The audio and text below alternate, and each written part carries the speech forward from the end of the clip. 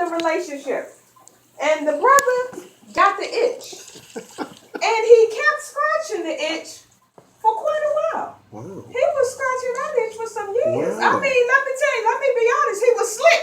He was slick when he started itching before. He was slick because I didn't know. I'm not the kind of person to follow the man and ask a lot of questions. You're a grown person. You say you're going somewhere. I say, okay. You know, I don't, if I got to track you, you're not my man, you're my child. Yeah. So he got that itch. So something happened. Something happened and he got a little slippery with the itch. Oh. He told a lie. He told a lie, but his actions didn't line up with the lie that he told. It was something involving his mother. He said that his mother was in danger of some sort. Now, usually when that happens, we hop in the car. You gotta go. We go deal with it. We don't talk about it too long. Put your sweatpants on, put your t-shirt on. We heading down now. He was talking about it and he was pacing the house. So I do what I do. I put my sweatpants on. I put my tennis shoes on. Let's go. Let's handle it. Let's go. And he was like, nah, because he was pacing and stuff. I was like, let's go. Are we getting ready to go? He was pacing. It wasn't the same behavior. Did the mother and him live in the same state? No, not at this time. He was in the military. So we lived somewhere else. Okay. Yeah. So we had to drive 5-6 hours to her. So it wasn't lining up. So I was like, well, this number had been floating around the house. I thought it was his mama's cell phone number because I had seen it just laying around the house. So I grabbed the number, the piece of paper, because the area code was similar to his mom's area code. It was the same first 3 numbers.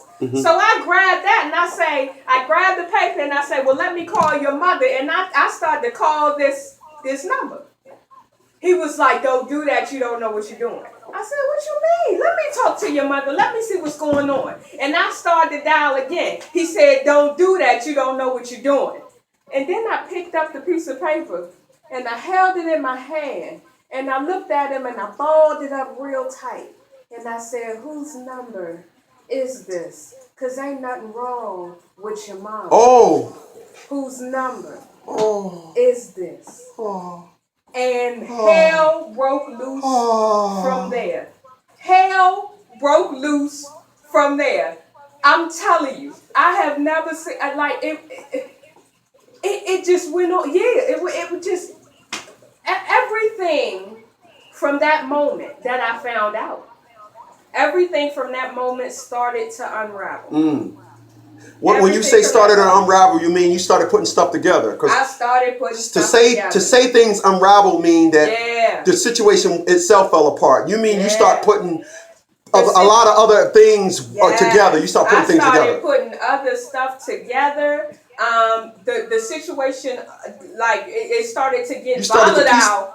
It started to get volatile between us. Because, see, he, like you said, the man, the husband is no longer on your team. Woo! So now he and this woman are getting together to lie to the wife. So we're no longer on the same team. That's right. I don't even recognize the dude. I find out that the first time he was with her, it was at his mama's house. When you mean with her, mean you met her or just to born? With her. Damn, JJ. And mama house. Oh, shit. With her. Oh. Right? Okay, I'm don't forget you. I'm with you. I'm with you. Okay. So I mean, we are in the moment. We are in the moment of joy, right? So the first time he was with her, it was at mama house, and so I'm working all this out, and so this is unraveling. This going crazy. It's going crazy. Now a whole bunch of mess happens. Something happened in my family. I got to leave this mess and stuff. I got to go take care of my baby sister because something foul happened with her. So I get back. Now I'm calling. So when you say you get back, how long were you gone? Where did you go? I went to Maryland, Prince George's County, Maryland. That's where my folks live. How far was that from where y'all was at? 3.5, 4 hours. Okay. And you drove or what? I drove. I was there for a week. I left a note on the table and all that stuff. I knew that this was going down. So when it was time for me to go back, I was calling because I didn't want to walk in on anything. Ooh. I was calling. JG. Would not pick up. I was calling. Would not pick up. I was like, I'm going to walk in on something. I'm going to walk in on something. Get there. Put my key in the door. Uh-huh. Open the door. The latch is on the door. I open the door. I look in. It's two grown women and 3 children. Damn, he having a fest going on. He having a dick down fest. It's no, but check this. Dickdown.com. One woman was fully dressed.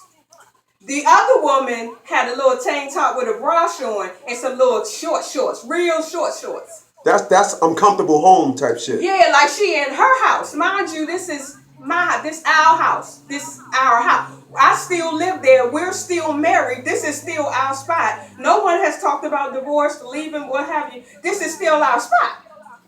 So the little girl said, Uncle James, Uncle James, it's a woman at the door. Of your house. My house! It's a woman at the door. Were you brought up on charges? Tell me you was brought up on charges. Yeah. You went to jail that night? I didn't go that night. Damn. But that's the night I said I didn't lose it. I went in because I wanted to know who she was. This is when I got all the information. Oh, yeah, that was a smart approach. Yeah, I got all the information. I came in, I kicked my shoes off and put my bags down because this is my house. It's my house. I don't give a damn what he's told you. You have clearly been lied to. So I said, have a seat, baby. I said, you thirsty? You know, like, no, I have a seat. I said, now, what the hell is going on? Basically. To her, yeah. And she got to talking and running off at the mouth, and there was lies and stuff like that. The man, he was no longer on my team, so he looked at the girl he was cheating with. Mind you, I'm saying, well, he lied about that. I'm clearing all this up. He looked at her and said, are you going to believe what she's saying? He said, my wife, are you going to believe what she's saying over me? Wait a minute. Oh, my God. I know I don't mean it. He looked at the cheater. He looked at the girl he was cheating with. And said, are you going to believe my wife? Basically. Are you going to believe my wife over me? Lord have mercy. Now, let me tell you the power she thought she had. Now, I asked her this. I said, you brought your 3 daughters here. Your 3 daughters are watching their mama in a other woman's situation. They watching their mama get kicked the hell out of my house. Get your stuff. These my kids, and we my kids. I was like, you brought your kids into this situation. These not my kids. You are responsible for your kids by these different men. Wow. That same woman later on said she was pregnant by my ex. Well, time is gone now. So did she say time is gone? That was a long time ago. So did she have a baby? She had a baby. He said it wasn't his, and that's all I got from that. At that time, the relationship's over. Whatever. What relationship was it? Y'all relationship or that? Oh, that relationship over too. Oh. And you can't be the other woman thinking you willing to be the other woman. You willing to be the one he cheats with. He ain't gonna stay with you long. He gonna do the same goddamn thing. The second you ain't fun no more or you get on his nerves, he gonna cheat on you. You think you gonna be wifey? Are you kidding me? So yeah, so that's a little bit of my situation. Now, y'all, how do I bring this in with what is the benefit? Now, we were very responsible young people. We knew that he was in the military, he was going to retire at 40. We wanted to retire at 40. So everything we did was geared to retire at 40. All the money we built, all the investments, all the sacrifices, we were going to retire at 40. We were heading to it, 10 years into it. Gone. 6 months. 6 months. This heifer was able to get his information because she's in your house. You brought her to your house. She had every dude that she had ever been with, she had on child support. You brought this heifer to your house. She bought a car on it.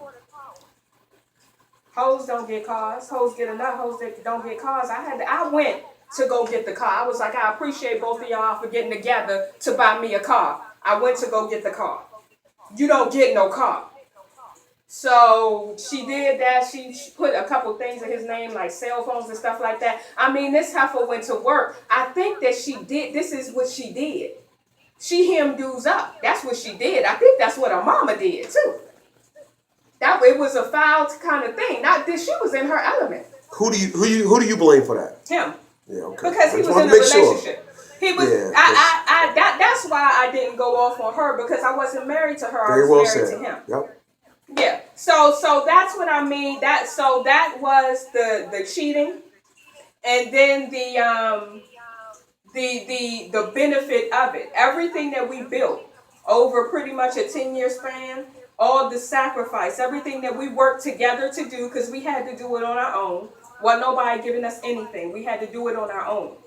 So everything that we built was like gone. Just gone. We got divorced, eventually had to liquidate and so forth and so on. Gone. That's what I that's what vagina did. Because it's vagina. You just wanted to get some. You got some and it ruined your damn life. Why is vagina destroying a decade of what you built with somebody? Because, Joy, the average man don't look up the street from the situation. They live in the moment. I told you. When you cheat and all that, what's up the street from that? Everything that I did, you actually putting a true story to my story. I'm this topic. Yeah. So that has been a moment of joy. Back to you, Mr. Chris Smith, but that's my own little personal situation.